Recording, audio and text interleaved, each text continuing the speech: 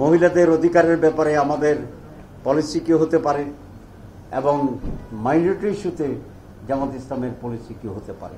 প্রত্যেকটি বুথে ইলেকশনের সিসি ক্যামেরা যাতে সংযোজিত থাকে আমরা এটা প্রস্তাব করেছি, তারা এই প্রস্তাবকে এনকারেজ করেছে। ইউরোপীয় ইউনিয়নের দাওয়াতে ব্রাসেলসে গিয়েছিলাম এবং সেখানে ইউরোপীয় ইউনিয়নের অন্তর্ভুক্ত বিভিন্ন প্রতিষ্ঠানের সাথে এবং সুইডেন গভর্নমেন্টের বিভিন্ন প্রতিষ্ঠানের সাথে আমরা সাক্ষাৎ করেছিলাম। সেখানে বাংলাদেশ এবং ইউরোপীয় ইউনিয়নের বিভিন্ন কর্মকাণ্ড এবং স্বার্থের যে মিউচুয়াল ইন্টারেস্টের যে বিষয়গুলো সেগুলো নিয়ে আমরা আলোচনা করেছি। বিশেষ করে ইউরোপীয় ইউনিয়ন এবং বাংলাদেশ জামাত ইসলামীর পারস্পরিক সম্পর্ক এবং বন্ধুত্ব সম্পর্ক উন্নয়ন এবং কাজের ক্ষেত্রে সহযোগিতা এবং সহজতা কিভাবে হতে পারে সে ব্যাপারে বিস্তারিত আলোচনা হয়েছে। সেখানে কয়েকটি বিষয় তারা জানতে চেয়েছিল যে জামাত ইসলামীর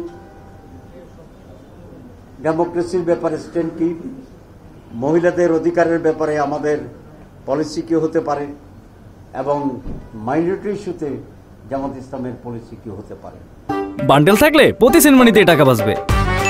বিকাশ সেনমানি বান্ডেল কিনে জিতুন প্রতি লেনদেনে। এসব ব্যাপারে বিস্তৃত আলোচনা হয়েছে এবং আমরা আমাদের স্ট্যান্ডকে ক্লিয়ার করার চেষ্টা করেছি। আমরা মনে করি তারা এটাতে কনভিন্সড হয়েছে এবং আপনারা জানেন যে বাংলাদেশের হাইয়েস্ট গার্মেন্টস এক্সপোর্ট হয় ইউরোপের ভিতরে। আমরা তাদেরকে প্রস্তাব দিয়েছি যে বাংলাদেশের শুধুমাত্র ইউরোপীয় ইউনিয়নের জন্য এখানে একটা এরিয়াকে আমরা অ্যাসাইন করব এবং সেখানে তারা গার্মেন্টসে আরও বেশি করে তারা ইনভেস্টমেন্ট করবে। আজকে আমাদের সেই সফরের ফলো আপ প্রোগ্রাম হিসেবেই ইউরোপীয় ইউনিয়নের মাননীয় রাষ্ট্রদূত এসেছিলেন, তার সঙ্গে এসেছিল বলা হয়েছে। সেখানেও আমরা কয়েকটি বিষয় আলোচনা করেছি।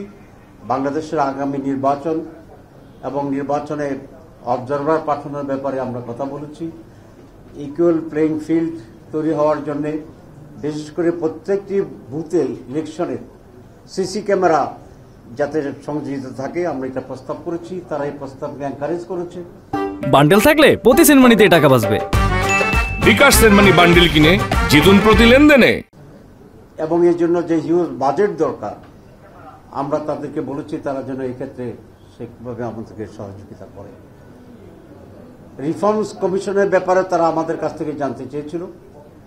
আমরা বলেছি প্রেসিডেন্ট প্রধানমন্ত্রীর ক্ষমতার ভারসাম্য আমরা চাই এবং প্রধানমন্ত্রীর পদে দুইবারের বেশি কেউ নির্বাচিত হতে পারবে না। ইলেকশন কমিশনের রিফর্মস কমিশনের এই প্রস্তাবের সাথে আমরা একত্রতা পোষণ করেছি, গতকালও যেটা আমরা প্রেস ব্রিফিংয়ে বলেছি। সুতরাং এই সকল বিষয়েই আজকে মূলত আলোচনা হয়েছে এবং তারা বলেছেন তারা বাংলাদেশের সাথে কাজ করবে এবং বাংলাদেশ জামাত ইসলামীর সাথেও তারা কাজ করবে এবং পারস্পরিক আলোচনার ভিত্তিতে আমরা দুই পক্ষই কিভাবে বেনিফিটেড হতে পারি এ বিষয়ে আলোচনা অব্যাহত থাকবে।